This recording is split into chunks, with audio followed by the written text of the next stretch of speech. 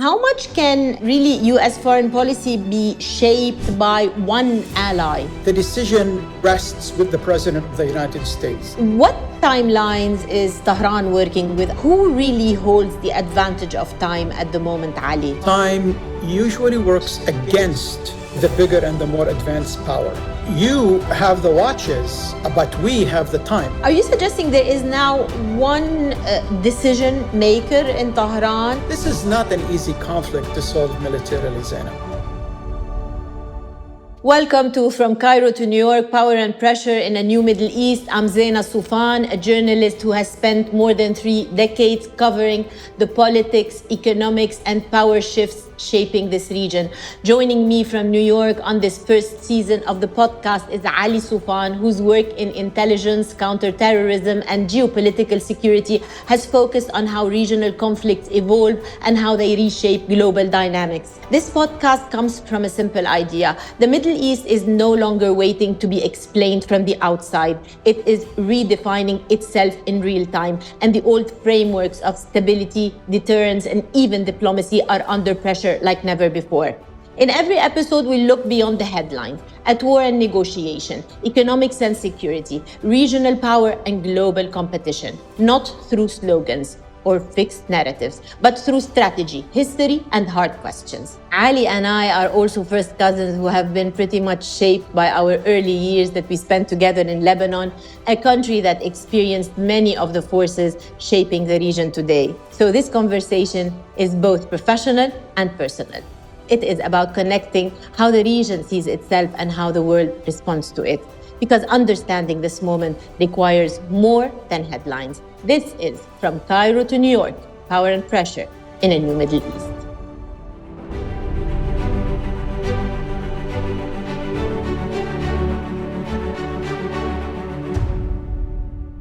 Ali, as far as the world is concerned, we are in a ceasefire mode at the moment. However, in this part of the world, the experience is completely different. There is no sense of calm. Lebanon is under attack. In the Strait of Hormuz, there is a blockade and a counter-blockade. There is immense pressure on GCC economies. At the same time, we hear that the indirect negotiations are continuing. The American president comes out yesterday. He says the ceasefire is on life support. Are we in the midst of an imperfect pause awaiting a peaceful solution, or is this relative calm awaiting the big storm? Well, on a happier note, it's good to see you, Zeina. What we see today is, I think, a managed pause. I don't think you can call it a ceasefire. I see it more as a gray zone period between escalation and restraint. Yet this pause is holding, at least politically. On the ground, as you mentioned, war is still going on in Lebanon. There are drone incidents and other attacks in the Gulf. All sorts of military pressures in the region, even clashes around the Strait of Hormuz, as we've seen in the last week or so. That means that what we are calling a ceasefire is nothing but some sort of a mechanism they have in place in order to prevent, or at least to control further military escalations. At the same time, I think both Iran and the United States, and even the Israelis, they are taking their time to test the other side's limits. So the real question is whether all the parties involved, the US, Iran, Israel, if they are serious about using that period of so-called ceasefire to reach a diplomatic settlement, or they are simply reloading and hoping for a better position down the road. So what we are witnessing today, I believe, is a continuation of the conflict by other means.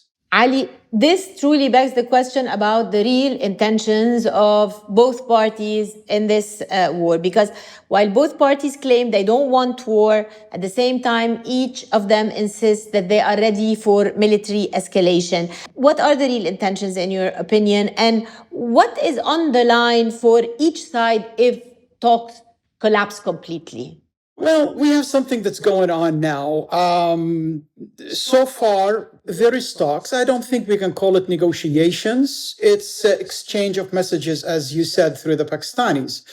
And so far, each entity, the three of them, the US, Iran, and Israel, are trying to shape the narrative and position themselves to have a better deal, to have a better leverage, to have a better term. So when they go eventually to the negotiation table, they will have the upper hand. I think the current diplomatic discussions are being shaped so far by three tracks. First, short-term ceasefire track, stopping the fighting, reopen the maritime traffic, prevent direct military escalations. The second is a nuclear and security track. I think Washington and Israel want to eliminate the Iranian enrichment program. They want Iran to surrender its highly enriched uranium stockpiles. They want the US, at least from the US perspective, they wanted to not only take the enriched uranium from Iran, but they wanted to dismantle the whole Iranian nuclear infrastructure. Tehran, on the other hand, rejects the dismantling of their nuclear facilities, but also they are open to limit the enrichment to at least even below the 3.765% that they agreed upon during the Obama term, and to get the highly enriched uranium to third country, not the US, because they are keeping a condition from what we hear from the public that in case of the negotiations failing, they want this enriched uranium to be returned to Iran. Russia volunteered to be the country to take all these things from Iran, but the US so far is not agreeing and not trusting Russia with this. So Iran wants sanction relief. They want guarantees against future attacks. They want recognition of their regional role. And this is a problem with the negotiation. And there is a third element, which is the regional deterrence track. Iran is trying to show that the pressure on Tehran can produce pressure also on the global energy, on the global economy, on shipping lanes, on Gulf security, and on the wider region, all the way from Tehran to Beirut. So, this is what we're seeing today, as you mentioned in the negotiations, and what everybody is doing, see how the Iranians responded to the US 14-point proposal. It seems to me, Ali, that you are suggesting that what is happening on the negotiations front goes beyond what we hear of these messages traveling back and forth between Tehran and Washington via Islamabad. Are we talking about unseen players who are pulling strings here and there? Are we talking about other parties shaping the negotiations and the outcome of the conflict? Sure. Look, Zeina, the negotiations is not only between the US and Iran. This is no longer just between two countries. There is definitely a broader geopolitical dynamic. And this broader dynamic is shaping the diplomatic process. Russia is involved, China is involved, Gulf states, Turkey, Egypt, Europe, all have roles to play in influencing the direction and the outcome of all this engagement. In many ways, this has evolved beyond a US-Iran negotiation into a wider regional and international balancing act. Ali, if we speak about the Israeli influence from this part of the world, it is believed that Netanyahu is exercising a great deal of influence on the White House and actually pulling strings in Washington. How much can really U.S. foreign policy be shaped by one ally? Look, I mean, that's a very interesting question. But at the end of the day, the decision rests with the President of the United States. The decision rests in the White House. The buck stops there, as they say. So whatever decision is made, whether it is war or peace, President Trump will ultimately own it. He will own it politically and he will own it historically. It will become part of his record, part of his legacy, and the legacy of his administration. At the same time, it's also very clear that Prime Minister Benjamin Netanyahu has significant influence with this White House. Netanyahu himself openly said that attacking Iran has been his dream for 40 years, and that he finally found a president in the White House willing to listen to him. So it's obvious that Netanyahu has strong relationships with people around the president, with people inside the administration who are very supportive of Bibi's views, worldviews, and policies. There has been open discussion, and that's weird. We usually don't see that in American media and in the wider political system about the degree of the Israeli influence on policy towards Iran, at least, and other matters in the Middle East. There were even reports like the one that was published in the New York Times, for example, that described how Netanyahu was able to persuade President Trump to move against Iran, despite concerns raised by the intelligence community, by the national security establishments, despite concerns by the director of the CIA, by the Joint Chief, by the Secretary of State, by even his own vice president, who all question the assumptions being presented by Israel, and all believed that Bibi Netanyahu was overstating and overselling the war. But in the end, the president chose the course. And as for the current status of what's going on, the US president may want a deal, but Israel's position, especially Bibi's position, narrows the space for compromise. Netanyahu thinks the ceasefire is not enough unless Iran's nuclear capabilities are dismantled or removed. The US probably want to get, to an off-ramp. So the US is caught between two instincts: a president who wants a political victory and an exit strategy, and a prime minister who wants the end of the regime because that's the only way he can sell it as a political victory in Israel domestically. So there is definitely a clear and significant pressure by Netanyahu and his allies in Washington on the president and on the White House. Look, after Iran sent its responses just 2 days ago, President Trump reportedly spoke directly and immediately with Prime Minister Netanyahu. Netanyahu claimed publicly he was receiving updates from Vice President Vance during the negotiations in Islamabad. That tells you how closely involved the Prime Minister of Israel is in the process. But despite all this, the final decision belongs to President Trump.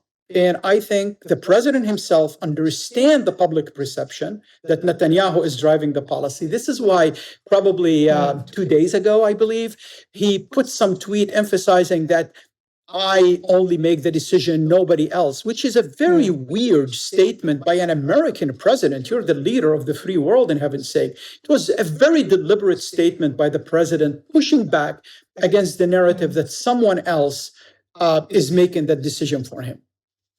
And Ali, in this part of the world, is starting to look like the Americans came ready only for war, force being their go-to strategy from day one, no vision for peace. Has the bet kind of backfired? Can peace be imposed by sheer pressure?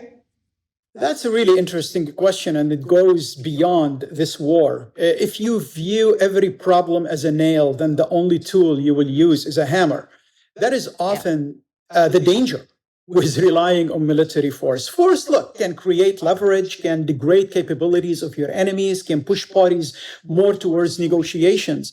But by itself, it rarely create lasting peace. In the Middle East, especially, military pressure without political solutions usually produce adaptation, produce a prolonged conflict, but not a surrender. Look at the Arab-Israeli issue. Look at Lebanon. Look at so many conflicts in the region. Look at Afghanistan, the Taliban, where nowhere, as powerful as the United States, and definitely nowhere near as powerful as a state like Iran. Yet they survived the longest war in American history. Iraq offers a similar lesson. Trillions of dollars were spent. Enormous military gains were made, but many proved difficult to sustain over time. And you saw how we left these two places. That's why sheer military power does not automatically produce a stable settlement, especially when you're dealing with a country like Iran.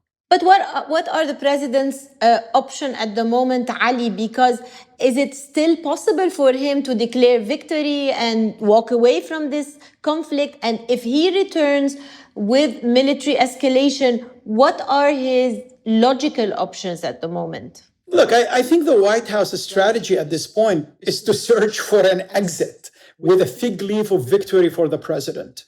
And his options are limited, Zeina. He can intensify military strikes, hitting Iranian energy, critical infrastructure, what remains from the regime. But even that has limits, because now that Iran has demonstrated the ability to strike back against Gulf allies, including targeting infrastructure, critical infrastructure, that's tied to the entire global economy. The president can maintain the blockade against Iranian ports and enforce more sanctions and pressures on the Iranian economy. He can accept a phased deal and claim victory. But the most dangerous option, in my opinion, is a hybrid one. No official war, but constant strikes, deniable attacks, maritime confrontation. That will put the whole world economy on its knees, and it will significantly impact the Gulf economies. I think What that about will boots be on the ground, dangerous. Ali? Boots on the ground. I mean, he's a commander in chief. He can put boots on the ground. That is not a serious option, in my opinion, though. Iran is a very large country, nearly 90,000 people, lots of mountains. You're not landing in an open beach. You're entering a natural fortress. Think about the Normandy landing and then imagine something far more complicated and complex. On top of that, Iran has layered forces. They have the Iranian army and the military. They have the Revolutionary Guard, the Basij. They have volunteers and ideological militias. This would be a disastrous and costly war. Even Afghanistan, against far less structured opponent, that lasted 20 years. Iran is a different scale entirely. This is not an easy conflict to solve militarily, Zeina. What is the US media saying, Ali? Do they see this war as being still winnable in one way or the other for the Americans?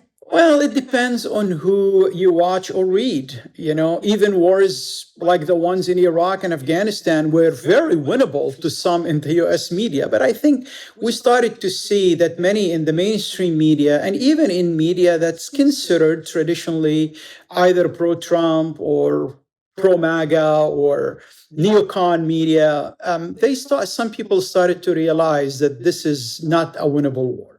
And it's very interesting. I find it that you're starting to read headlines like the US has been checkmated, like we read in The Atlantic a couple of days ago.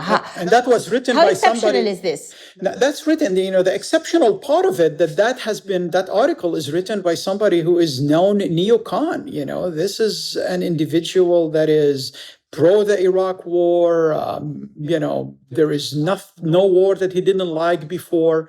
But I think a lot of these folks started to realize that this war against Iran is very different than wars in Iraq and Afghanistan, because there is a strategic implications that we did not have with the Iraq war or Afghanistan. So yes,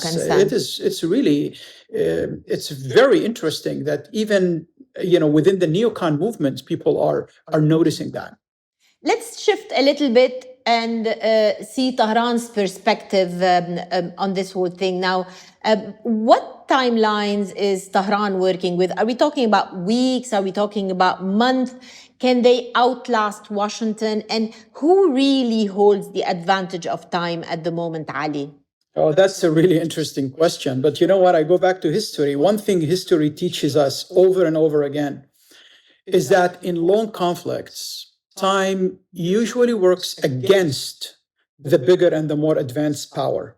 I remember the Taliban used to tell American negotiators, you have the watches, but we have the time. It sounded funny at first, but it carried a very serious strategic message. Washington has elections, Washington has political cycles, Washington has media pressure, budgets, changing public opinions. Groups fighting asymmetrical wars often do not operate under those same constraints. They think in years, they think in decades, not in news cycles. Iran understands this, and they understand it very well.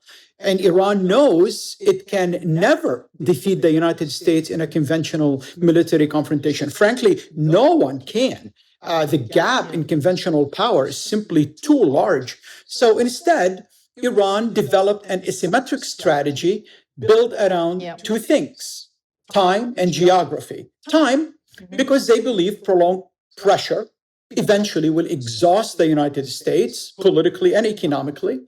And geography, because they know that the Middle East is a difficult region for any outside power to fully control, especially militarily. Iran's influence network across the region, all the way from Iraq to Lebanon to Yemen and beyond, was designed with that reality in mind, not to mention the Strait of Hormuz that's located literally nearby on their shores. And the impact it has on the world economy. So conventional military power can win battles and can win it very quickly, but unfortunately, it cannot win wars. Asymmetric strategy is about surviving long enough to change the equation over time. And Iran believes, I think, that patience, endurance, and geography are all part of that equation. It's very interesting because the Strait of Hormuz was never on the table, never part of the conflict until this war erupted. Now, as you mentioned earlier, Ali, the Iranians at the moment are advocating negotiation in stages, and you went and mentioned those stages, Hormuz being sort of the main bargaining chip at the moment. But my question here is, are the Iranians sensing that there could be more to be achieved out of these negotiations than just simply end the war? Do they feel there is a historic moment for them to rearrange things in the region? Oh, yeah, absolutely. I believe the Iranians believe that they can shape the outcome of this conflict and shape the region. And maybe even some will believe that they can force the United States to leave the region. And we can see that with their approach to these negotiations. They wanted staged approach. So stage one, they want ceasefire to end hostilities. Then they will talk about maritime security and reopening the straits. Then they will talk about partial sanction relief and unfreezing their assets. Then they will discuss the Iranian, the nuclear, discussion. But after and only after they secure guarantees about that they will never be attacked again and about their position in the region. And I think, yes, I think now we see the Iranians, playing a bigger role that they expected themselves even to play. They were just hoping to survive this war, but now they see themselves in a totally different position. They see themselves able to probably shape the outcome of it.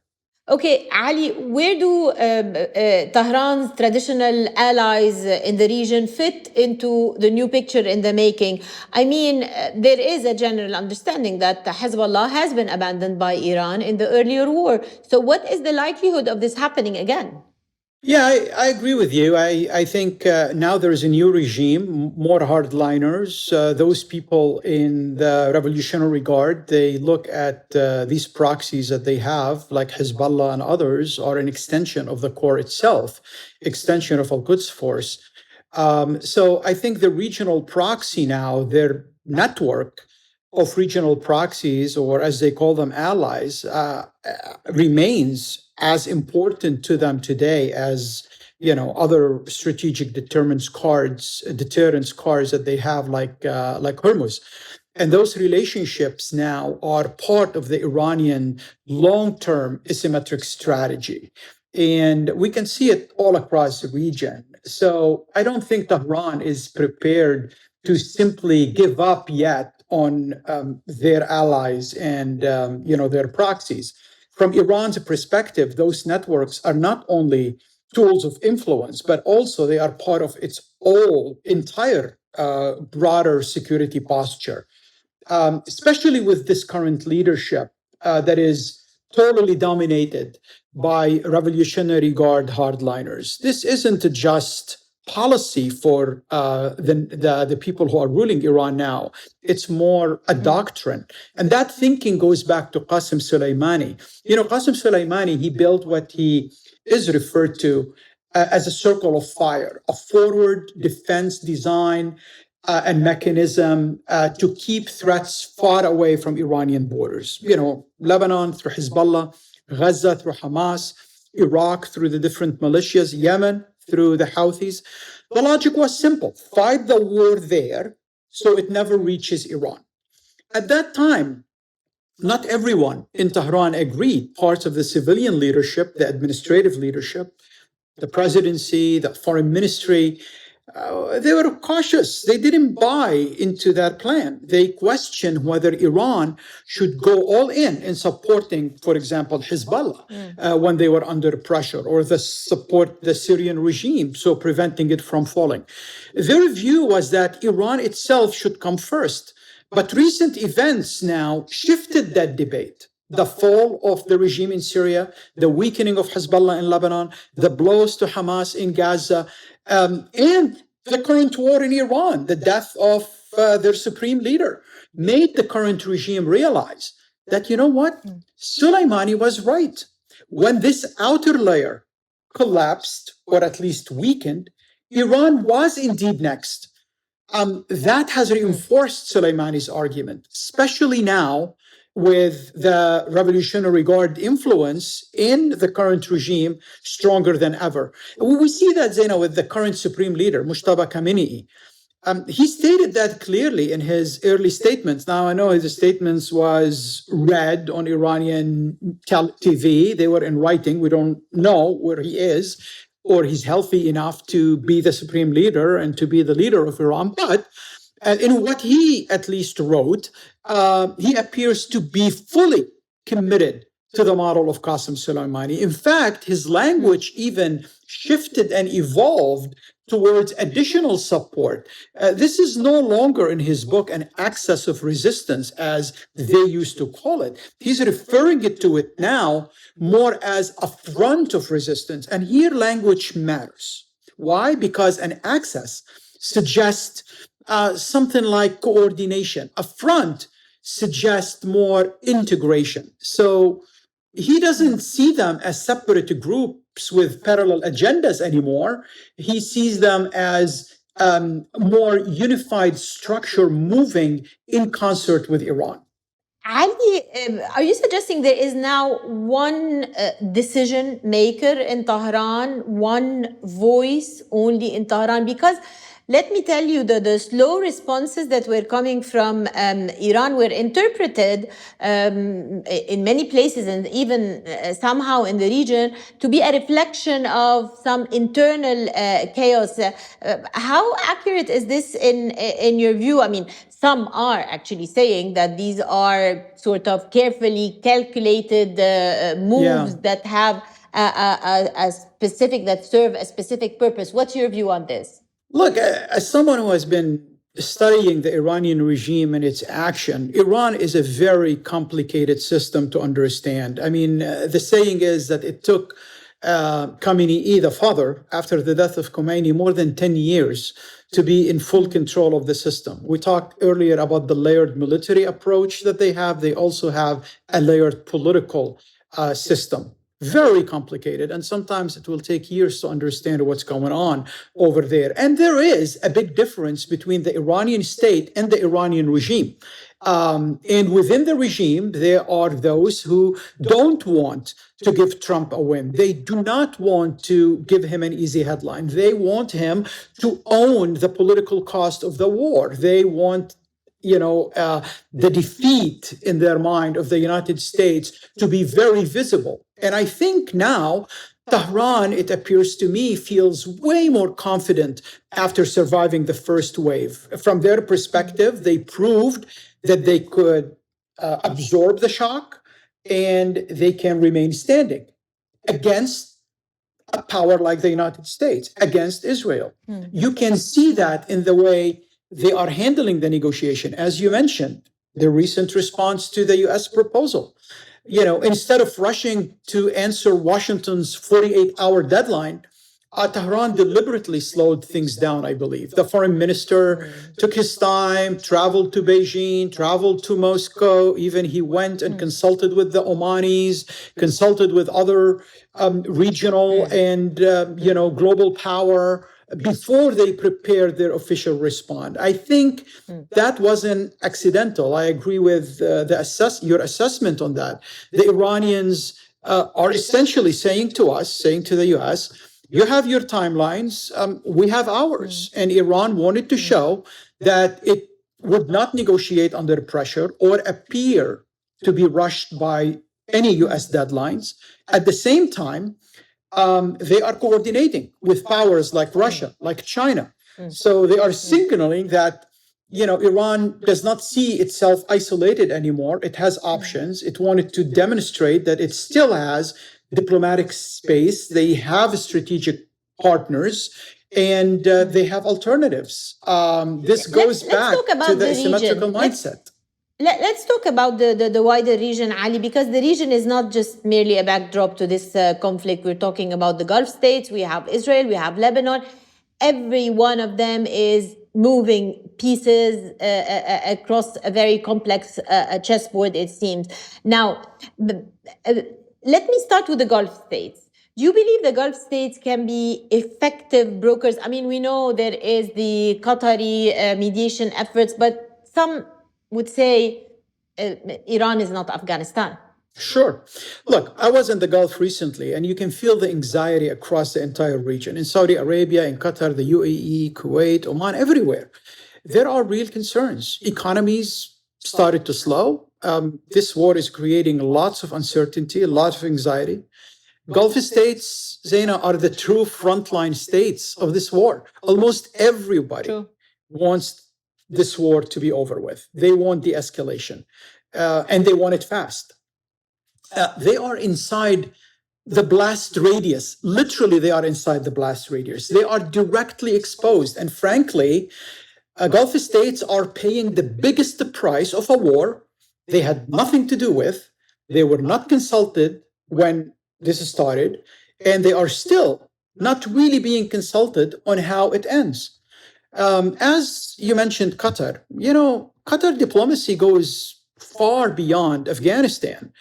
And over the years, Qatar has built a very broad and experienced mediation team working closely with the United States and with many other countries. They have been involved in negotiations, for example, across Africa, including Chad, and efforts to broker the peace between Rwanda and between Congo. They played a major role, as you mentioned, in Afghanistan, but also they have been deeply involved in the extremely complicated negotiations of Gaza. They also helped mediate discussions between the United States and Venezuela during the Maduro regime over detained Americans. They were also involved in humanitarian negotiations between Russia and Ukraine. So they have experience, and also they have experience with Iran. Iran is not a new territory for Doha. Qatar has previously helped to facilitate the negotiations, indirect negotiations and understandings between Washington and Tehran on hostage releases. But Ali, isn't this time different? I mean, you said the Gulf states this time are on the front lines. So they're being bombarded as we speak. These days, even you have attacks on the Gulf states. The level of trust between the Gulf states and the Iranians is sinking to a new low. Sure, so what absolutely. can we expect out of this? Well, I'm just mentioning that Gulf states need to be involved, need to have a chair on the table. And the Qataris, even though they are fully supporting the Pakistani initiatives, they can have this, because they did it, and they did it also with the Iranians.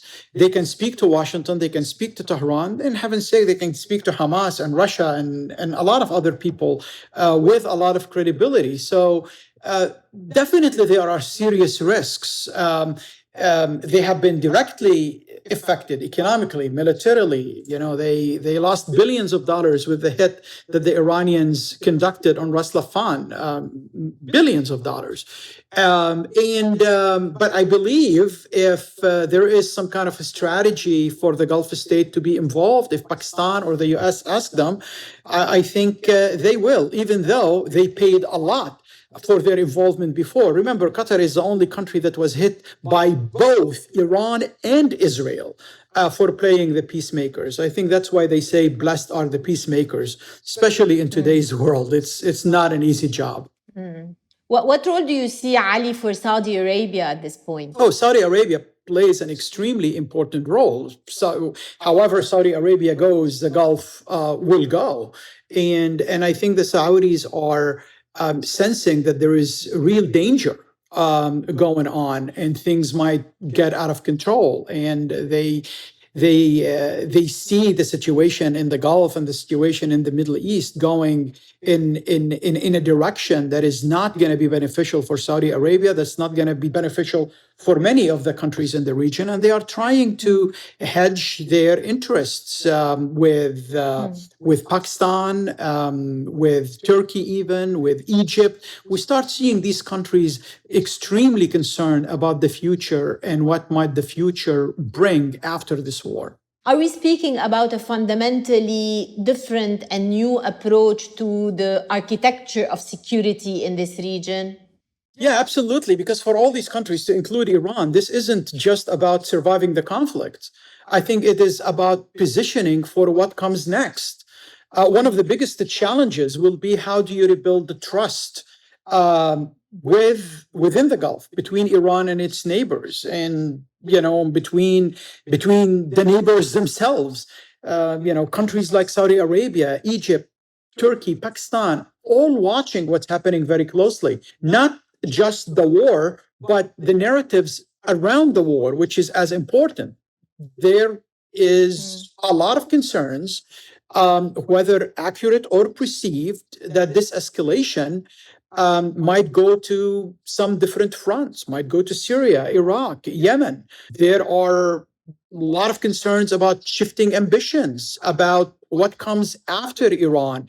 You hear talks about who's next after the war in Iran. Earlier in the conflict, voices in Israel said, oh, Turkey is next. And then they said Pakistan is next. Even parts of the Gulf and Egypt are very nervous about what Prime Minister Netanyahu and some members of his cabinet call the Great Israel Project. You hear anxiety about this broader strategic vision, about expansions, about regional redesigns. And we hear it sometimes from American diplomats.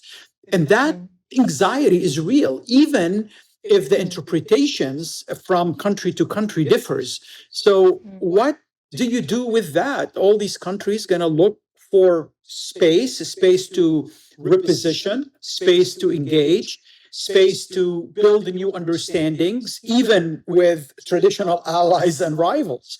Because in this region, alignments are fluid. Today's enemy can be tomorrow's partners. Where does Lebanon fit in this context? Because the war is raging there, and there was a sense at the very beginning that there could be some red lines for the Israelis. These red lines keep shifting, and we've seen Beirut being bombarded, and then we heard that this was not going to happen again, and then, the red lines keep shifting, and we see the Israelis bombarding the country from north to south. Is Netanyahu taking his decisions for the Lebanese front completely internally? Are the Americans allowing the Israelis maximum maneuverability when it comes to Lebanon? Well, this is a sad question, because I'm sure you and I have our Lebanese roots, and that is our, we're connected to that land. But unfortunately, Lebanon is Netanyahu's maneuvering space so far.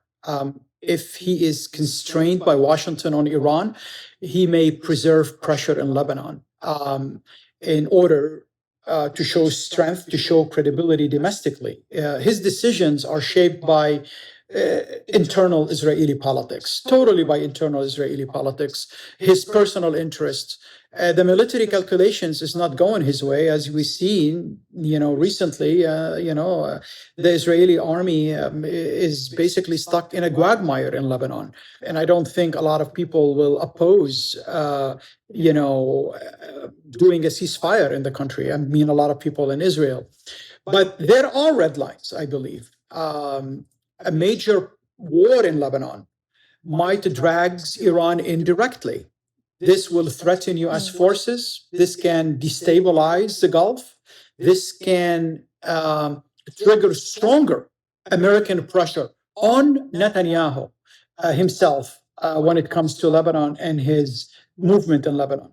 So, but Lebanon is heading for direct negotiations with the Israelis in the coming days. Yeah. So some argue this is just part of sort of detaching the Lebanese track from the Iranian track. I don't think it's that easy to detach the Lebanese track from the Iranian track. This is easier said than done.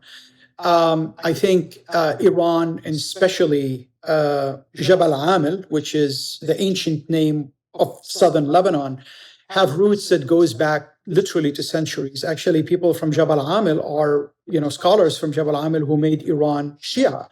The concept of Wilayat al-Faqih, as we know it today, is a person called Al-Karaki al-Amili who brought it to Iran. The leader of the Shia Renaissance in Lebanon, Musa Sadr, came from Iran. Originally, his great-grandfather was in Lebanon, but came from Iran.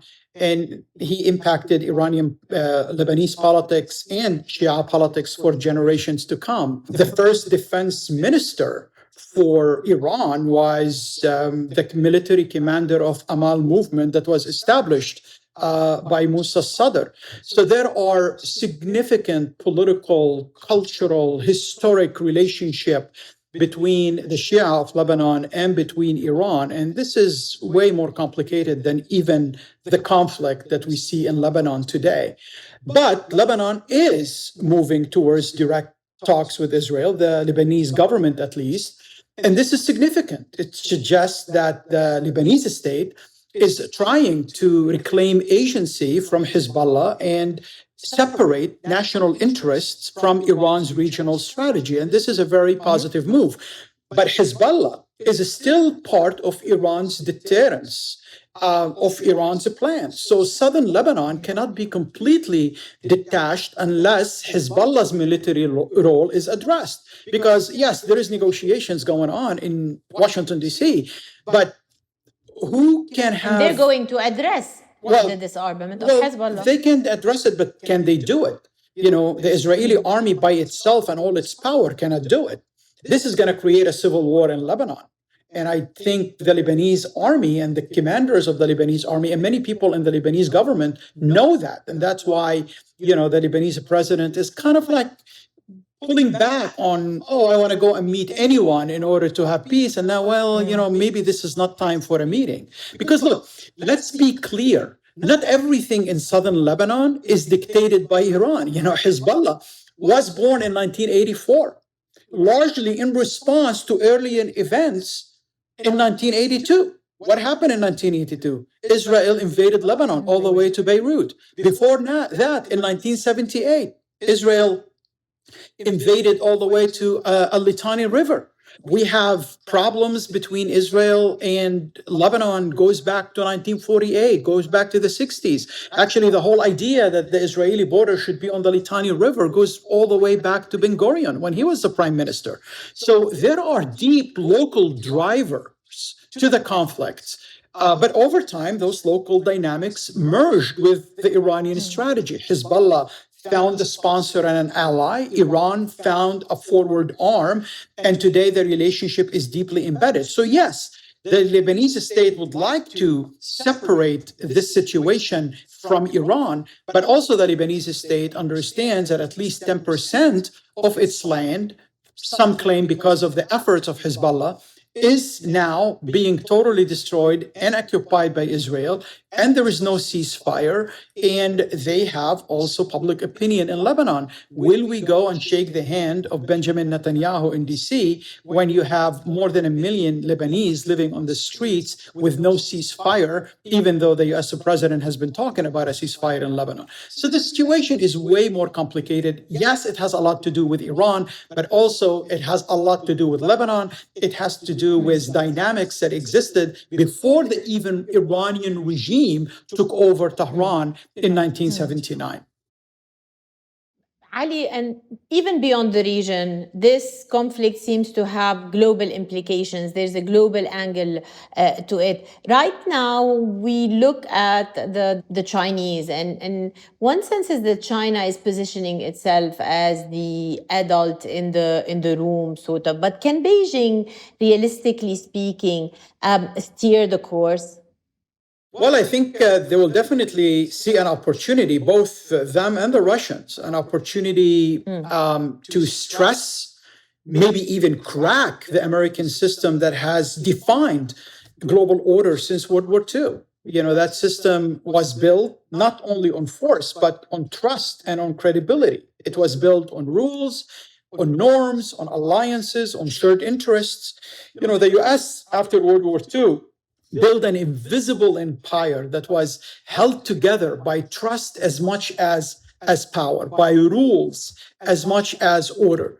And here's the irony: that system does not just face pressure from our enemies like Russia and China or Iran.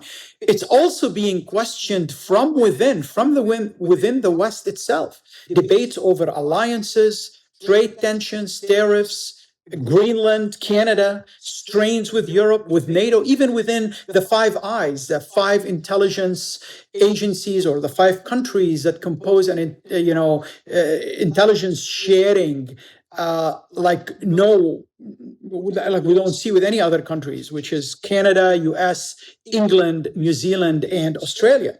Suddenly, long-standing arrangement, long-standing alliances are negotiable. They are not as concrete as we thought they are.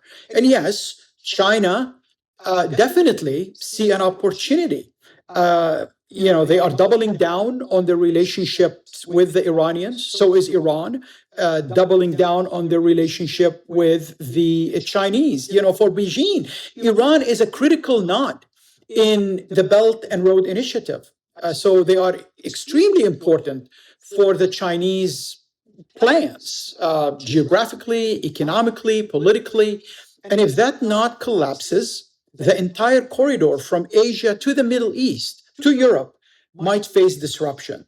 So more broadly, if China is serious about competing with the United States on a global stage, I don't believe the Chinese can afford for Iran to fail. And that's bring us to the big picture. And we see that now with the negotiations, or at least, with Arakji going and visiting Beijing before he submitted his answers for the US proposal. The US president is going to visit Beijing this week, and then Putin is going to go to China immediately after Trump's visit. And interestingly enough, when Arakji was in Beijing, he said they spoke about how the world order, basically, or the regional order at least, is going to be after this war. So they are talking about the day after the war. So this is not just a regional conflict anymore. It's stress testing the whole entire post-World War II system. Testing alliances, testing markets, testing institutions. And history gives us a warning. We were discussing before the offline, you and I, the 1956, the Swiss crisis. And, we're talking from Cairo to New York. So it's interesting that we're talking about something in Egypt. Britain and Israel and France miscalculated. They moved militarily against Egypt to take control of the Suez Canal. But because of the United States, because of President Eisenhower, they failed. And they basically, because of that intervention, they lost strategically. And that moment marked the beginning of the end of the United Kingdom's global dominance. What happens then, is a reminder of what's happening today in Hormuz. There is a lot of echoes of that, because if the world's most powerful navy cannot guarantee the flow of energy through a critical strait, cannot guarantee the safety of the energy infrastructure, that is the lifeline of the petrodollar, that is the blood of its own economic and global dominance, people will start asking questions about power, about credibility, about what comes next. And others are watching closely. And who are the others? The Chinese. I mean, the Russians also are watching. They are making a lot of money because they are selling their oil at very high prices, and their oil is not sanctioned anymore because we need oil in the market. But the Chinese are definitely trying to see their geopolitical big break in the region. And they definitely see an opportunity for a new alignment that might start to form. And on this historic note, we reach the end of the first episode of our podcast, From Cairo to New York, Power and Pressure in a New Middle East. Please do follow us on social media and subscribe to our YouTube channel. Ali and I will be back with another episode next week. Meanwhile, bye from Cairo. Bye from New York.